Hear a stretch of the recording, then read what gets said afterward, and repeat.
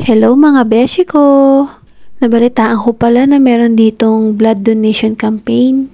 Kaya naisipan kong subukan na mag-donate ng dugo. Dahil sa makakatulong ako, makakatulong din to para sa akin. Yung parang marerefresh yung dugo ko. Basta yun na yun. Pero nagtanong muna ako kung paano. Bumalik nga muna ako sa shop kasi kinuha ko yung isang phone ko. Need pala mag-download ng application. Tapos need din pala mag-register. Marami din kasi sasagutan dito. Bago pala kuhaan ng dugo, check muna kung anong blood type mo tsaka kung pwede ka talaga mag-donate. Buti na lang pasado ako at pwede daw ako mag-donate. Eto na't nakaupo na ako at ready na ako para kuhaan ng dugo. I-press ko nga lang daw yung bola sa kamay ko.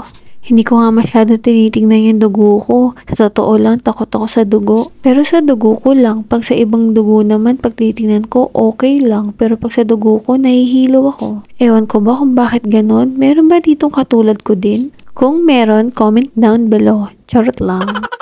Madami pa nga mga nakapila para mag-donate. Ito nga palang katabi ko, si Kuya, Pilipino din siya.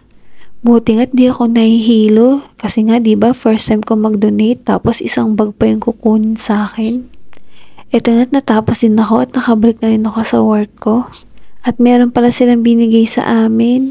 Ito yung way nila para magpasalamat sa mga nag-donate. So ayun lang mga beshi, tapos na. Bye!